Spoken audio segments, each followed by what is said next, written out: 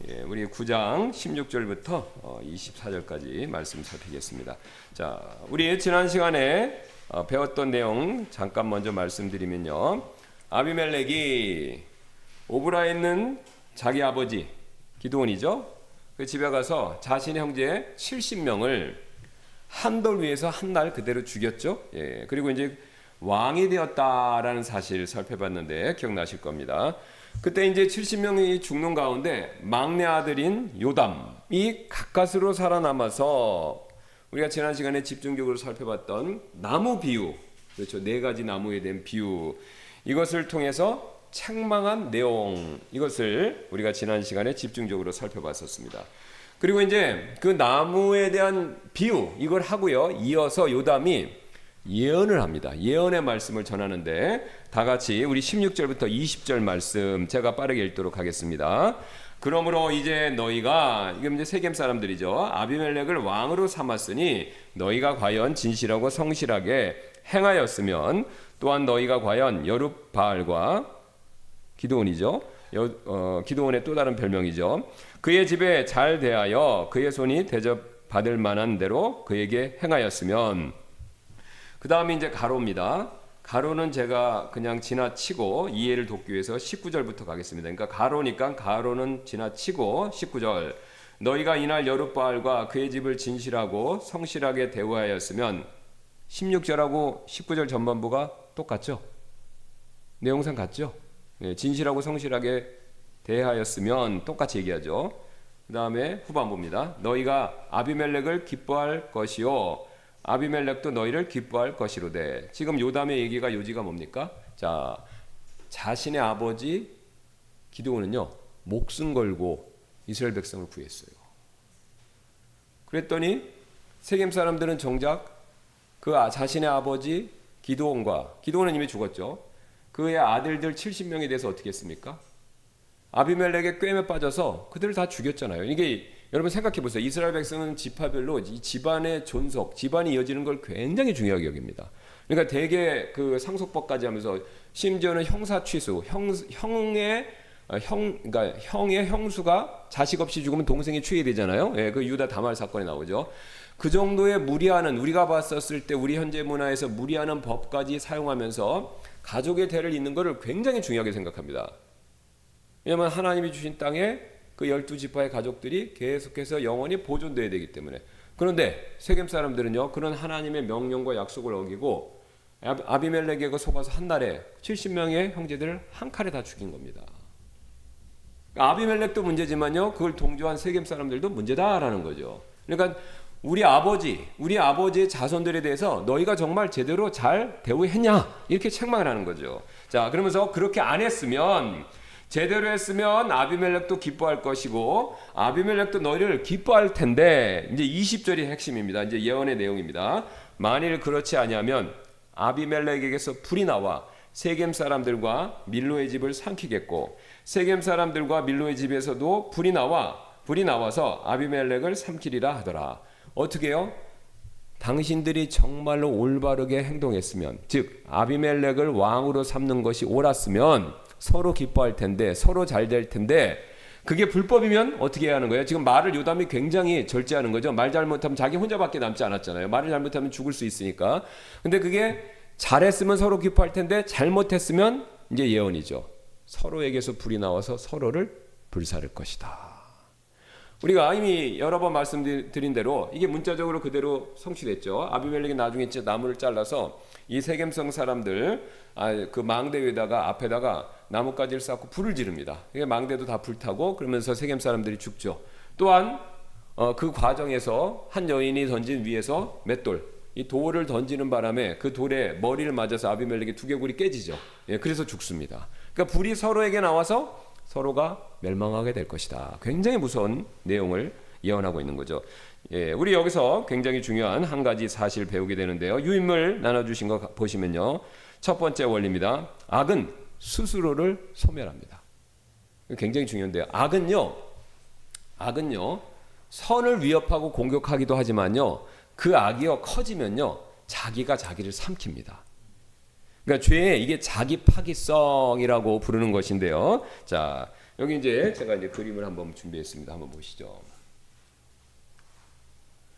자, 죄는요 서로 연결이 돼 있으면서 한 죄가 다른 죄. 그러니까 지금 이제 아비멜렉과 관계돼서는 이제 우상이라고 보시면 좋은데 서로가 서로의 우상이 서로를 삼킵니다. 파멸시킨다는 거죠. 그래서 한 성경 연구가 분이 이런 설명을 했는데요. 제가 그대로 읽겠습니다. 사사기 9장은 우리에게 매우 중요한 것을 가르칩니다. 악에는 진정한 동지애가 없다. 선은 동지애가 있어요. 근데 악에게는요 동지애가 없다라는 거죠. 악은 지속적인 결속력을 갖지 못한다. 그래서 악은 자기 편을 돌보지 않는다. 악은 자기 편을 이용할 뿐이다. 그렇죠? 여러분 이거 상식이지 않습니까? 주변에 악한 사람들끼리 모여서 뭔가를 해요. 그러면 서로 사이좋게 잘 지내는 것 같지만요 결국은 서로 파멸시키고요 배신하고 서로를 죽입니다. 우리 흔히 알 수 있는 거 조폭영화, 범죄도시. 저는 그걸 즐겨보진 않는데 그거 보면 스토리가 다 뭡니까? 서로는 악한 일을 도모하기 위해서 힘도 모으고 지혜를 짜고 그렇죠 사이좋게 지내는 것 같지만 더 큰 이익과 목적을 위해서는요 서로 배신하죠. 그리고 서로 죽이고 결국은 서로 망하는 거. 똑같은 원리를 보여주고 있습니다. 이게 오늘 사사기 9장의 핵심 메시지 중에 하나다라는 거죠.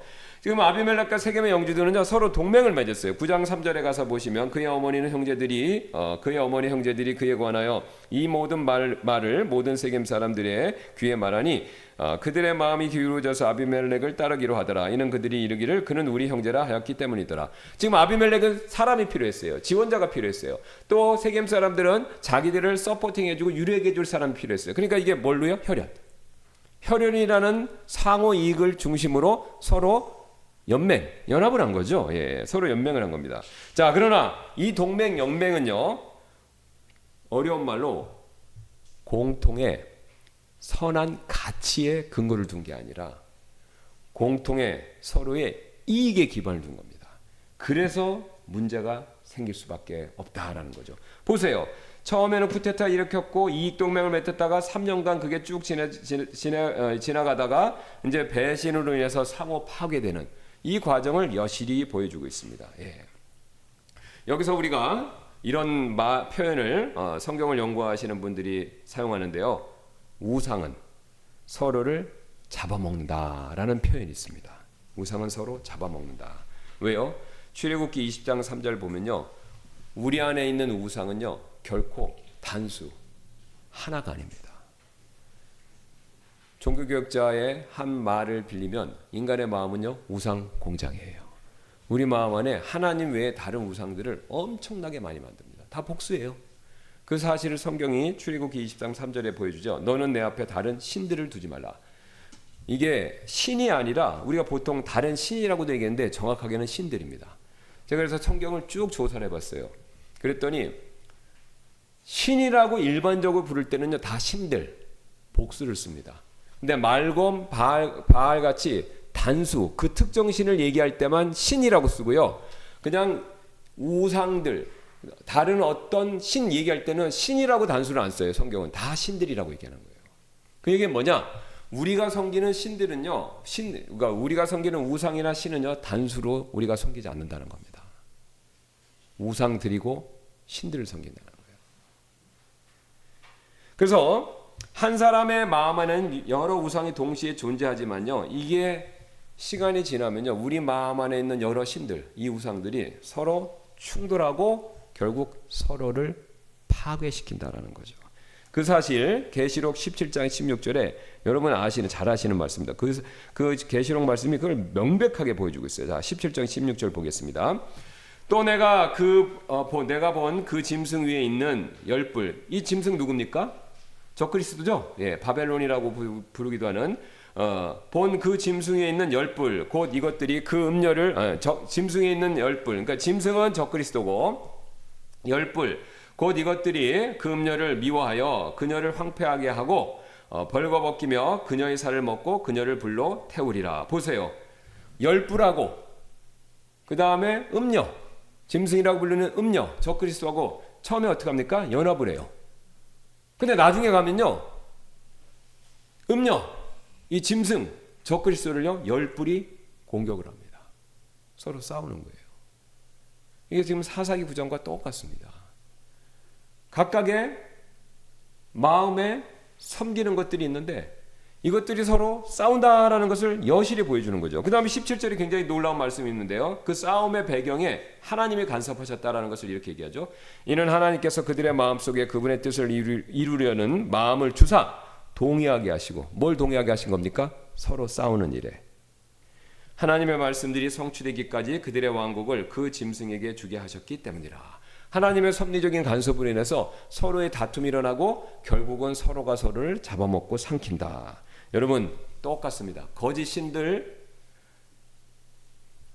성공, 인정, 안정, 뭐 취미, 쾌락, 이거 자체가 나쁜 건 아닙니다. 근데 이것들을 하나님보다 내 마음에서 우선순위에 앞세우면 뭐가 되는 겁니까? 우상, 거짓 신들이 되는 거죠.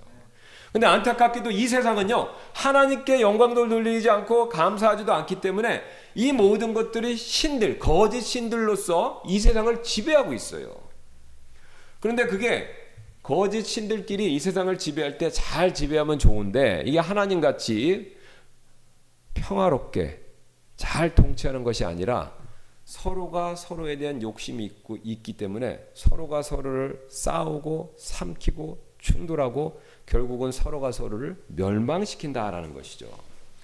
이게 개인에게도 그대로 적용됩니다. 우리 안에 있는 마음에 있는 여러 우상들이 충돌할 때 개인도 그것에 따라서 망가지고 망한다라는 예가 굉장히 많은데, 제가 대표적으로 타이거 우즈 얘기를 한번 준비했습니다. 타이거 우즈 아시죠?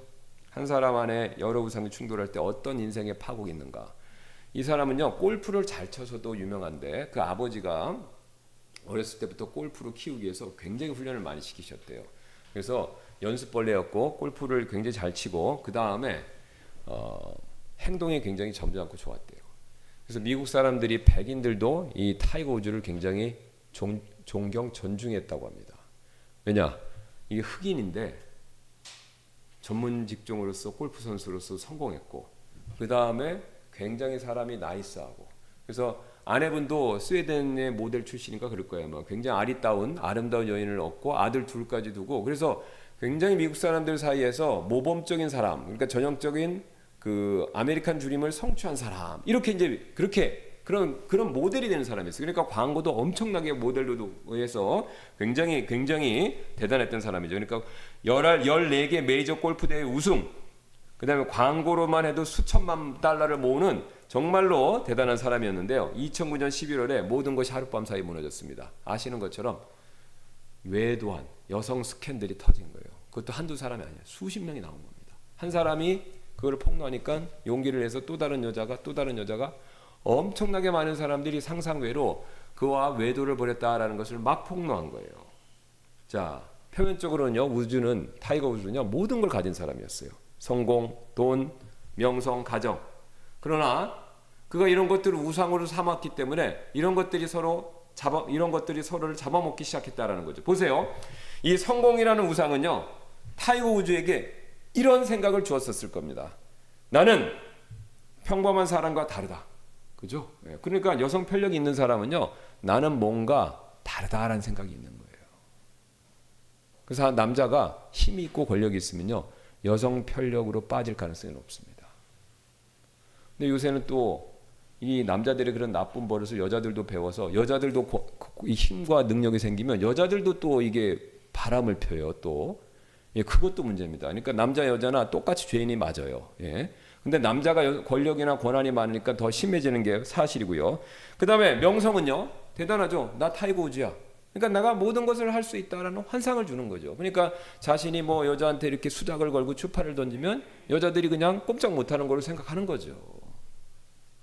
그러나 이런 우상이 그에게 있었지만 쾌락이라는 우상이요, 그의 성공, 그의 명성, 그의 돈이라는 우상을 다 싸그리 싹싹 잡아먹어버린 겁니다. 이 앞에 우상에 취하니까 이 쾌락이라는 우상에 빠져들면서 이 쾌락의 우상이 극대화되면서 어떻게 된 겁니까? 쾌락의 우상에 휩쓸려서 돈, 명예 이런 것들을 그 자기가 쌓아놓은 거를 자기가 다 스스로 다 까먹어버린 겁니다.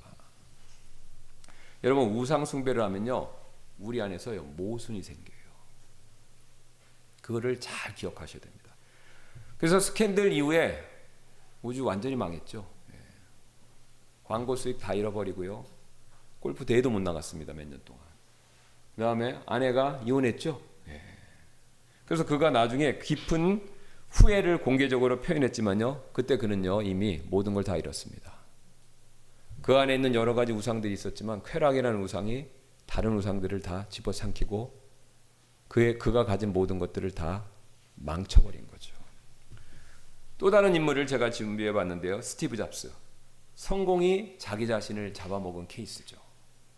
이 잡스 보통 사람이 아니죠. 새로운 시대를 여는 사람이에요. 뭐 아시는 것처럼 애플, 뭐 픽스, 아이폰 이런 걸 만들어서 세상을 바꿨잖아요. 지금의 이 스마트폰 세계를 여는 사람이잖아요. 이 사람이요. 대단한 사람이죠. 근데 그 인생을 들여다보면요, 전기 작가 얘기 들으면요, 굉장히 깊은 그림자들이 굉장히 깊이 깔려 있다라는 것을 보여주고 있습니다.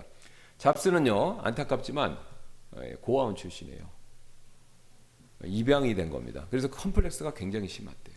근데 그 사람이 나중에 어떤 생각을 했냐면, 성공하니까 나는 특별한 운명을 타고난 사람이다, 이렇게 자기 암시에 빠졌다는 거예요.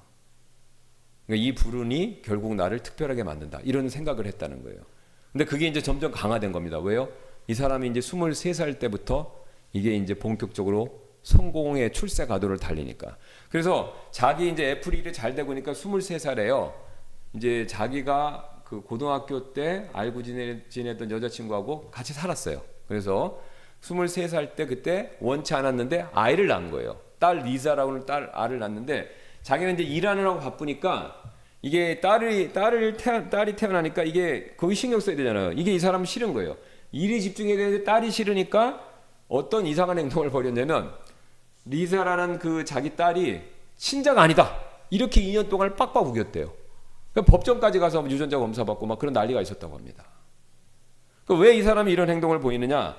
자기는 자기의 모든 영역을 통제해야 된다, 이 생각. 이게 우상이 된 거예요. 그게 회사 생활에서도 그대로 나타났는데요, 이 사람은요, 자기가 목표한 모델, 제품 이런 거 만들려면요, 직원들을 그렇게 닥달했다고 합니다. 완벽하게 만들어내라고. 그래서 일환데 그 애플에 있는 직원들이 이제 엘리베이터를 타고 본사에서 엘리베이터 타고 왔다 갔다 할 때 잡스가 딱 탈 때는 안 탄대요. 왜 그런지 아세요? 잡스가 딱 타면 같은 직원이 뭐 총무과 인사과 있잖아요. 같이 타면요, 어느 부서에 누굽니까? 뭐 이게 있으면 물어보겠죠. 그러면서 업무에 뭘 하는지 꼬치꼬치 캐문다는 거예요. 그 짧은 시간에. 업무를 제대로 하고 있는지를 그 짧은 시간에 물어서 파악을 하려고 한다는 겁니다. 그러니까 얼마나 스트레스 받겠어요. 그러니까 그런 스타일이니까 그 직장 친구들하고 사이 안 좋아. 그 다음에 친구들과의 관계가 굉장히 안 좋았던 겁니다. 예. 자, 그러다가 결국 최악의 경우가 생겼죠. 2003년에 아시는 것처럼 췌장암 판단을 받았죠. 진단을 받은 거예요. 그래서 이제 뭐 미국의 유명한 난다 긴다 하는 의사들이 이제 진찰을 다 해주고 무조건 수술을 빨리 해야 된다, 치료를 봐야 된다, 이렇게 권면했는데 앞불사 이분이요, 그걸 거부하고 대체 의학의 방법으로 나는 치료를 선택하겠다. 그래서 9개월간 그 정상적인 병원에서 치료를 거부하고 대체 의학에 몰두를 했습니다. 여러분, 그가 왜 그런 줄 아세요? 그 당시에요, 요 시점에 자기가 모든 것을 통제할 수 있다고 믿었는데, 그 근거가 뭐냐면요, 그 사람의 그 전기에 대해서 쓴 월터 아이작슨이라는 작가가 한 얘기입니다. 그 시점에 잡스가 췌장암이 발견되는 그 시점에 그 사람 재산이요, 하나로 12조 원이었습니다. 12조. 그 12조가 얼마나 많냐? 한국인 직장인 연봉 4천만 원 기준으로 3만 년 일해야 버는 돈이에요. 그 다음에 강남에 있는 그 우리나라 대형 종합병원 있죠? 삼성, 아산 이런 거 10개를 지을 수 있는 금액이에요. 강남에 100억짜리 아파트, 요새 올라서 100억짜리도 많죠? 1200채 살 수 있는 거예요. 엄청난 돈을 갖고 있으니까 의사들이 자기한테 지금 얘기하는 거예요. 이거 빨리 치료 받으시고. 그러니까 잡스가 어떻게 생각했냐면요, 우습게 여긴 거예요. 나는 병원도 사고 팔 수 있는 사람인데 그 의사들 우습게 본 겁니다. 당신이 근무하는 병원 10개도 내가 지을 수 있는 사람이야.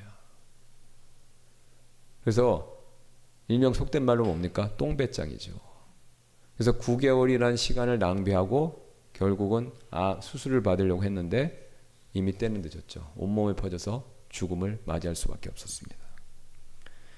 그가 성공이라는 우상에 빠지고 자기는 모든 것을 통제할 수 있다라고 했을 때 그가 가졌던 돈, 가족, 모든 것들이 다 삼켜지고 사라진 겁니다. 그래서 그가 마지막에 한 이야기가 있대요. 나는 가족과 더 많은 시간을 보내야 했었다.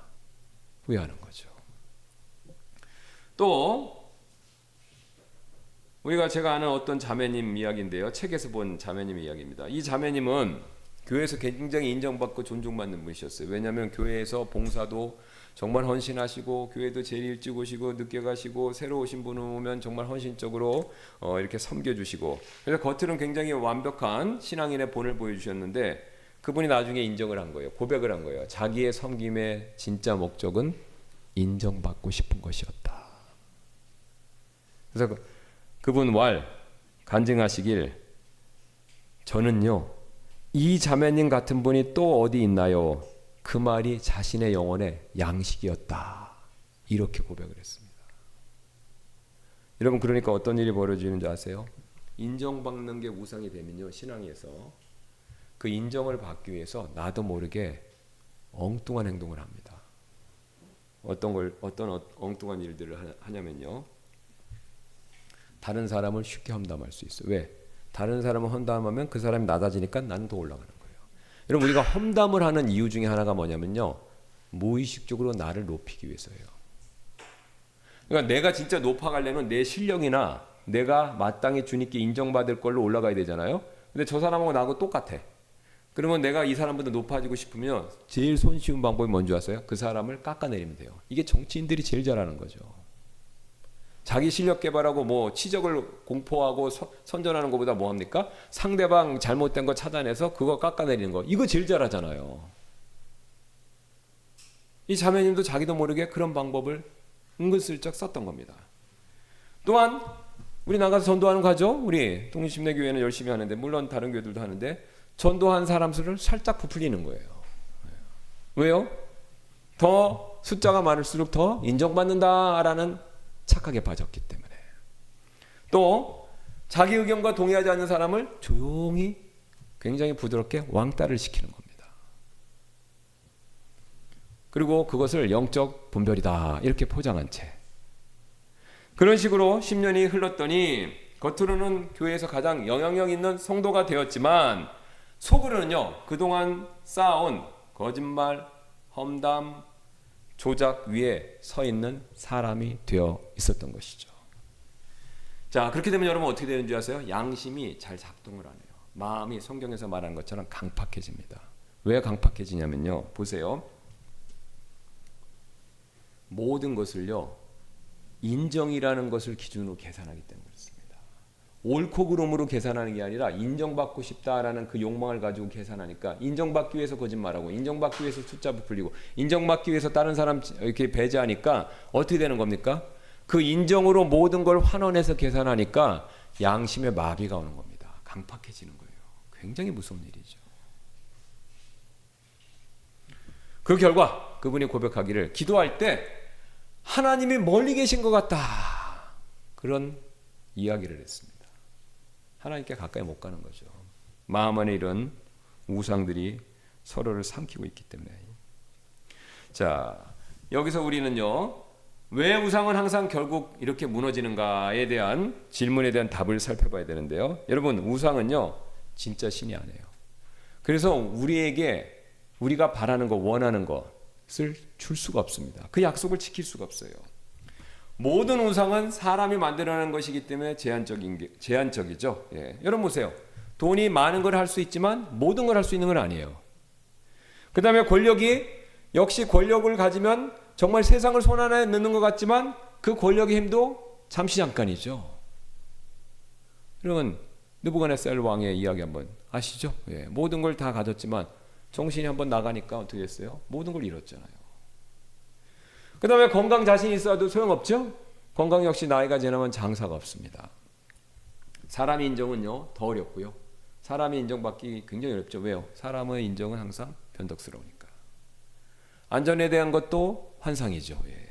자, 우리는요 사실 하나님의 형상, 무한하신 하나님의 형상을 본받아서 창조된 존재들이기 때문에 우리 마음 안에는요, 인정이나 안전이나 사랑이나 이런 자존감 같은 것들이 무한한 걸 원합니다. 영원한 걸 원하는 거예요. 그러니까 인정을 받고 싶어도 영원히 받고 싶고요. 사랑을 받고 싶어도 끝없이 받고 싶은 거고요. 그렇죠? 예. 생명을 살고 싶어도 영원히 살고 싶은 거예요. 그런데 여러분 보세요. 이 영원한 것을 줄 수 있는 분은 누구밖에 없어요? 하나님밖에 없어요. 그런데 안타깝게 어디 가서 우리가 만들어내는 그 우상에 가서 그것을 섬기며 그 우리랑 똑같이, 아니 어떤 면에서 우리보다 못한 그 유한한 존재에게 우리가 바라는 무한한 것들을 요구하는 겁니다. 그러니까 이거 들어줄 수가 없는 거죠. 여러분 여기서 갈림길이 생깁니다. 내가 바라는 안정감, 인정, 사랑을요, 내가 생각했던 처음에 돈이라는 우상에서 구하다가요, 그게 안 되면요, 그때 빨리 참된 신이신 누구요? 하나님께로 돌아와야 됩니다. 예수님께로 와야 돼요. 근데 그 사람이 참 어리석어서 돈에서 안 되면요, 권력으로 가보는 거예요. 권력으로 안 가면 또 지식으로 가보는 거예요. 그래서 이 우상 저 우상 전전긍긍합니다. 그러나 결과는 똑같습니다. 계속해서 말씀드리지만요, 모든 우상은 서로를 삼킵니다. 그러나 예수 그리스도는 다르시죠? 예, 그분은 우리의 모든 필요를 채워주시는 분이십니다. 예. 그래서 우리 예수님께서는요, 우리의 모든 필요를 다 채워주실 수 있고 넘치도록 채워주시죠. 자, 성공을 우상으로 삼은 사람에게 그리스도는요, 너는 하나님의 자녀다라는 진짜 가치를 부여주시는 거예요. 여러분, 지금은 예수님의 그러니까 하나님의 자녀라는 게 별 볼 일 없어 보이잖아요. 사실은요. 예수님 다시 오시고, 아니면 우리가 천국 가면요, 하나님 자녀가 얼마나 놀라운 특권인지 확실하게 알게 됩니다.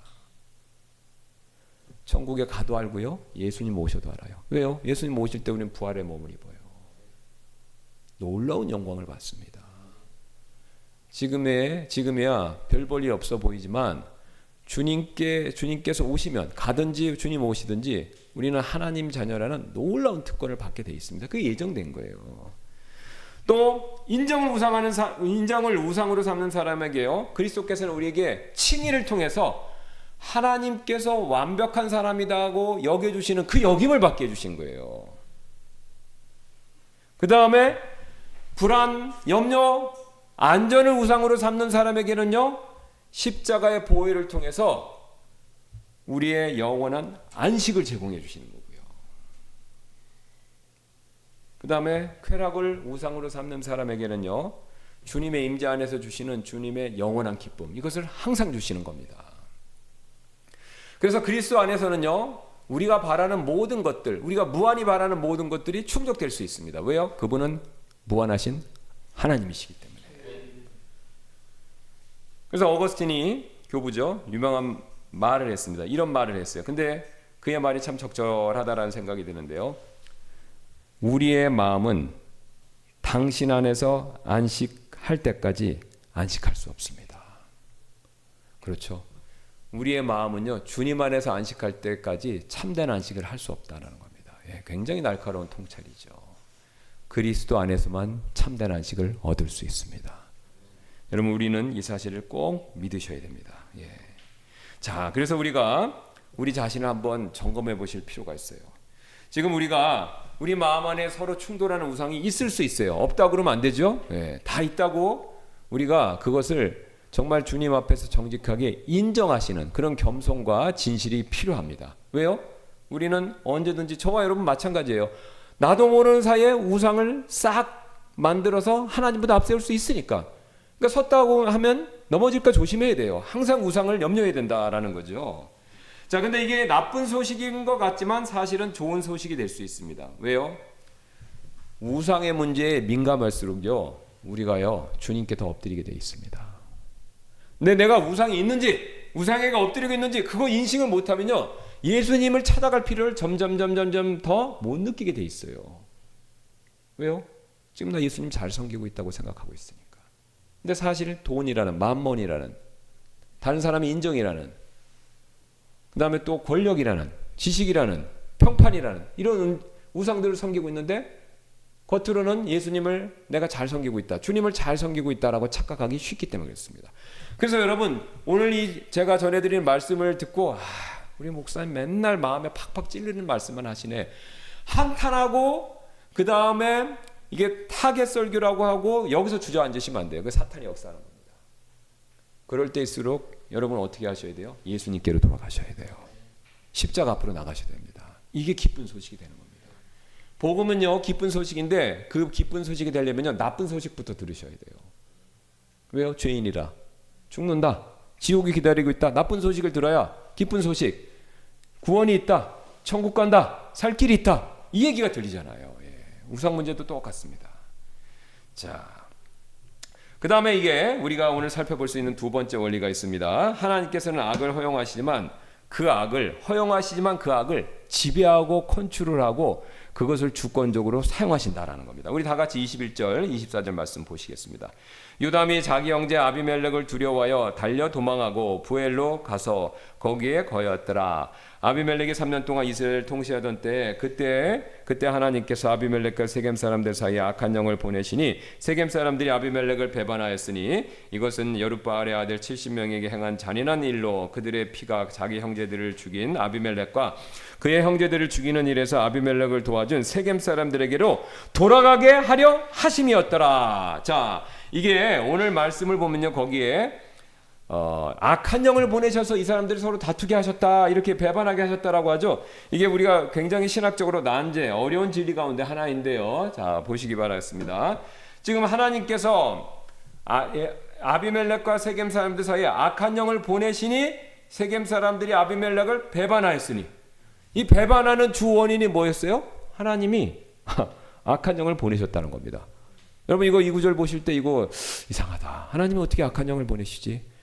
이거 좀 궁금하신 적 있으시죠? 예, 오늘 이 말씀을 자세히 한번 살펴보도록 하겠습니다. 그러면 하나님이 어떻게 악한 영을 보내실 수 있는가, 이런 궁금증도 생기고요. 그렇게 된다면 하나님이 악의 원인이 되시는데 정말 그러한가, 이런 궁금증도 생기죠. 그렇다면 인간의 죄에 대한 책임이 하나님께 가는 것인가, 이런 궁금증도 연거푸 생기게 되죠. 자, 이 본문 이해하려면요 성경의 다른 비슷한 본문들을 함께 읽으실 필요가 있습니다. 우리 사무엘기상 16장 14절, 거기 제가 나눠드린 주일부 보시면 그 사울 사건이죠. 그러나 주의 영께서 사울에게서 떠나고, 여기까지는 이해가 됩니다. 주로부터 온 악한 영이 그를 괴롭게 하였더라. 그렇죠? 주로부터 악한 영은 괜찮아요. 근데 그게 주로부터 왔다고 그러죠. 자, 이게 뭔 소리냐? 그 다음에 열왕기상, 이게 좀 여긴 더 충격적인 내용이 나오는데 22장 19절부터 20절입니다. 참고로 이 내용은 아시는 것처럼 이제 드디어 아합이 최후를 맞이하게 되는 장면을 이야기하고 있죠. 여호사밧 왕하고, 그러니까 남왕국 유다의 여호사밧 왕하고 북왕국 이스라엘의 왕 아합이 둘이 라못 길르앗에서 올라가서 그곳에 올라가서 시리아 사람들하고 싸우려고 그래요. 이제 하나님은 세팅을 다 해놓으신 거예요. 이제 올라가면 죽게 돼 있어요, 무조건. 근데 올려 보내는 방법이 문제인 거죠. 근데 올려 보내는 과정에서 하나님이 악한 영을 보내셔서 그 거짓된 예언을 믿게 하시고, 그래서 아합이 확신 가운데 올라가게, 의심하지도 않고 확신 가운데 올라가게 하는 그 내용을 설명해 주십니다. 배경 제가 짧게 말씀드렸습니다. 보세요. 이에 그가 이르되 그러므로 왕은 주의 말씀을 들으소서. 내가 보니 주께서 자신의 왕좌에 앉으셨고 하늘의 모든 군대가 그분의 옆으로 오른쪽과 왼쪽에 서 있나이다 하더라. 근데 이제 여호사밧이 그때 올라가기 전에 하나님 뜻을 묻자, 그렇게 얘기하니까 400명의 거짓 예언자들을 불러서 얘기를 하지 않습니까? 그러니까 400명의 거짓 예언자들이 뭐라고 그래요? 올라가는 게 하나님 뜻입니다, 그런 거예요. 그러니까 그 미가라는 또 예언자, 이 사람은 진짜 예언자예요. 그러니까 이제 그 미가라는 예언자도 한번 부르자, 여호사밧이 그래요. 그러니까 그 사람 불러 소용없어요. 그 사람은 항상 내가 듣고 싶은 말과 반대로 얘기한다는 거예요. 그러니까 처음에 불러갖고 얘기해보라니까 똑같이 얘기해요. 그러니까 이제 여호사밧 왕이 아합이 그러죠. 사실대로 얘기해. 너 원래 항상 내가 말하는 것과 반대로 얘기하잖아. 사실대로 얘기하고 닥달하는 겁니다. 그러니까 이제 미가가 선지자가 사실을 얘기하는 거예요. 그래서 자기가 환상 중에 본 겁니다. 하나님의 왕자를 봤다는 거예요. 거기서 20절, 주께서 이르시되 누가 아합을 설득하여 그가 라못 길르앗에 올라가서 쓰러지게 할까 하시니, 하나는 이런 식으로 하고, 지금 하늘에서 천상에서 어전회의가 열린 겁니다. 다른 하나는 저런 식으로 말하더라. 한 영이 나와서 주 앞에 서서 이르되 내가 그를 설득하겠나이다 하였나이다. 이에 주께서 그에게 이르시되 어떻게 하겠느냐 하시니 그가 이르되 내가 나가서 거짓말하는 영이 되어 그의 모든 예언자의 입에 있겠나이다 하더이다. 그분께서 이르시되 너는 그를 설득하겠고 또 이기리라. 나가서 그리하라 하셨나이다. 그러므로 이제 보소서 주께서 거짓말하는 영을 왕의 이 모든 예언자들의 입에 넣으셨고 또 주께서 왕에 관하여 재앙을 말씀하셨나이다 하더라. 하나님이 어떤 과정을 통해서 거짓말하는 영을 내보내 허락하셨는지 그걸 정확히 얘기하죠. 욥기에도 이와 비슷한 하나님의 천상에서 어전회의 장면이 나오죠. 욥기 1장 6절부터 12절인데 이것은 읽지는 않겠습니다. 여러분 잘 아시기 때문에 시간 관계상 하나님께서 6절에 이제 하루는 하나님의 아들들이 주 앞에서 자기들을 보이려고 왔더니 사탄도 그들 가운데 왔더라. 그러니까 하늘에 또 어전회의가 있는데 누가 나타난 거예요? 사탄이 나타난 거죠. 예. 자, 이런 내용들을 통해서 우리가 공통된 패턴이 하나 나타나죠. 자, 지금 하나님이 악한 영들을 보내셨지 악한 영들을 통해서 악을 만드신 건 아니죠. 그렇죠? 하나님이 직접 거짓말하는 말을 만드신 게 아닙니다. 악한 영을 보내신 것뿐이에요. 근데 하나님이 직접 거짓말을 하게 하시면요, 하나님은 악의 창시자가 되기 때문에 하나님 그렇게 하실 수도 없고 하지도 않으십니다. 단지 어떻게 하시는 거예요? 그분은 악을 막고 있다가 그 막고 있는 악을 허락하시고 그 악을 지휘하시고 그 악을 사용하셔서 자신의 목적을 이루신다. 이것을 보여줍니다. 즉 하나님은 악을 허락하시지만요, 허락하신 악을요 완벽하고 완전하게 통제하신다는 겁니다. 이게 굉장히 중요해요. 제가 여러 번 말씀드리지만 우리 많은 그리스도인들이 이분법적 세계관을 가져요. 세상은 선과 악이 나눠 있고 선은 하나님, 악은 사탄. 그래서 서로 팽팽하게 이렇게 충돌하는. 아닙니다. 하나님의 모든 세상은 선하고요, 그 안에 드문드문 악이 있는 거예요. 근데 그 악을 보통은 하나님이 막고 계세요. 여러 가지 섭리와 장치들 통해서. 그런데 하나님이 그 악을 사용하셔서 심판을 계획하셨을 때 그 악을 막고 있던 악을 살짝 놓으셔서 그걸 허락하셔서 그 악을 완벽하게 통제하는 가운데 자신의 목적을 이루시는 겁니다. 특별히 심판의 목적을. 그래서 오늘 사사기 9장 23절 24절 보면요, 두 가지 정의가 동시에 충족된다라는 사실을 보여주고 있습니다. 첫 번째, 하나님의 정의가 충족되는데요. 보세요. 23절 24절 보시면 악한 영을 보내심에 이것은 그들에게 돌아가게 하려 하심이었더라. 그렇죠. 악한 영 왜 보내셨어요? 서로 싸워서 세겜 사람들 잘못했죠. 70명 죽였잖아요. 그 일에 대해서 심판하신다는 거예요. 그러니까 심판하시는데 저를 보세요. 천벌을 내리셔서 천둥벼락을 치셔서 그래서 심판을 하실 수도 있고, 고라사선처럼 지진을 일으키셔갖고 땅에서 삼키실 수도 있었어요. 외국 군대를 통해서 멸망하실 수도 있었어요. 근데 하나님은 특별히 이 상황에서는요, 그 방법을 안 쓰시고 악한 영, 그러니까 악한 영을 보내셔서 그걸로 심판을 하신 겁니다. 세겜 사람들의 죄를. 근데 이 안에 인간의 정의도 있어요. 자, 인간의 정의 뭐냐면요. 자, 보세요. 악한 영이 왔죠? 그래서 세겜 사람들이 먼저 아비멜렉을 배신합니다. 그러면 아비멜렉 입장에선 배신했으니까 그걸 응당 갚아주는 거 맞죠? 맞죠? 배신에 대한 응징은 맞는 거 아닙니까? 그러니까 아비멜렉도 자기 나름의 정의를 실천하는 거예요. 그러니까 하나님의 정의도 이루어지고 아비멜렉 자신의 정의도 이루어지는 겁니다. 그런데 이 과정을 하나님이 완벽하게 통제하셔서 큰 그림에서 하나님의 심판 정의가 그대로 이루어졌다라는 거죠. 이 두 정의는요, 충돌하지 않습니다. 하나님께서는요, 자신의 목적을 위해서 사람들의 자유의지의 선택에 의한 악, 그것마저도 완벽하게 쓰신다는 거예요. 그들은요, 자기들이 원하는 행동을 했고 심지어 그게 악한 것이라고 할지라도 하나님께서는 그것을 통해서 정확히 그들의 죄를 갚아주신 것이죠. 자, 여러분, 이게 십자가에서 이 사실이 그대로 드러납니다. 갈보리에서는요, 가장 큰 죄악이 벌어졌어요. 이 세상에서 비교할 수 없는 어떤 악보다 큰 악이 저질렀죠. 무고한 자가, 무고한 하나님의 아들이요, 처형을 당한 거예요. 우리 지난 주일에 살펴봤던 것처럼 예수님 죄진 거 있어요? 없죠. 선만 행했는데 사람들이 처음엔 감사했지만 나중에 가서 어떻게 됐습니까? 조롱하고 저주하고 미워했어요. 그게 예수님 인생이었죠. 우리 시편 말씀을 통해서 다 살폈습니다. 그리고 마지막에 우리를 구원하시기 위해서 십자가 못 박혔을 때조차도 내려와 보라고 그랬죠. 약 올린 겁니다. 하나님의 아들이면 내려와 봐라. 그런데요, 우리가 행했던 그 십자가에서 행했던 그 가장 큰 악이요, 하나님께서는요 그것을요 가장 큰 선으로 바꿔주신 겁니다. 사용해 주신 거예요. 어떻게 해요? 모든 인류의 구원이라는 가장 큰 선으로 갚아주신 겁니다. 십자가 안에서도요 이 모순은 충돌하지 않습니다. 인간의 악이요 하나님이 그것을 사용하셔서 가장 큰 선을 이루신 겁니다. 여러분, 그래서요 우리가요 굉장히 중요한 게 있습니다. 굉장히 중요한 사실이 있는데요, 여기 지금 보시면 아합 사건에서 400명의 거짓 예언자들이요 악한 영을 받고 거짓된 말을 자기도 모르게 악한 영 때문에 했어요. 그런데 그 악한 영이 오기 전에요 이 거짓 예언자들은요 속으로 이런 마음을 품고 있었습니다. 뭐죠? 아합 왕한테 비유를 맞추고 싶은 거예요. 벌써 간파를 한 거예요.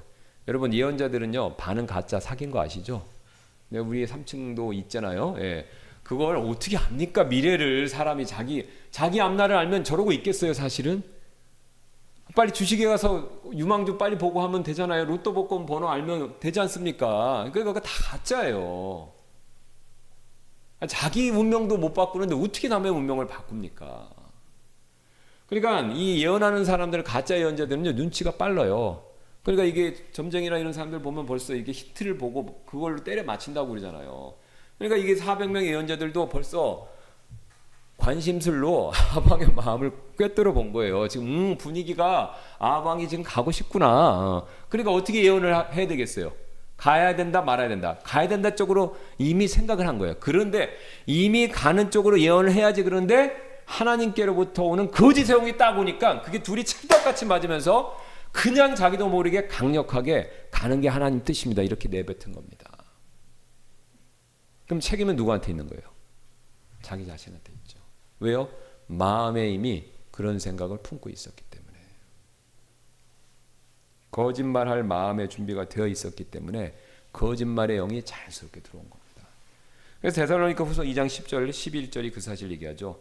모든 불의의 속임수로 멸망하는 자들에게로 오는 것이니 이는 그들이 진리의 사랑을 받아들이지 아니하여 구원을 받지 못하였기 때문이야. 그러니까 이게 무슨 말씀이에요? 이미 안 믿을 거 아신다는 거예요. 그러니까 11절 또 이런 까닭으로 이렇게 받아들이지 않을 까닭이기 때문에 하나님께서는 그들에게 강한 미혹을 보내서 그들이 거짓말을 믿게 하시니리.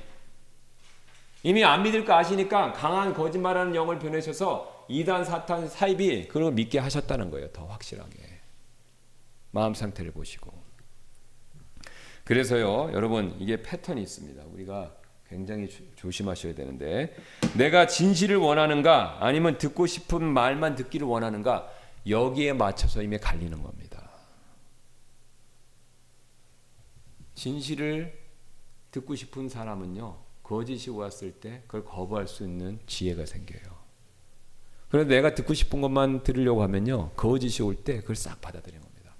여러분, 제가 목회 상담을 하다 보면요 이미 성도분들이 하나님의 뜻에 대해서 물어보려고 상담하려고 오시는 경우가 있어요. 근데 이미 정해놓고 온 거야. 이 남자하고 할지 말지. 이제 불신자야. 근데 하고 싶어.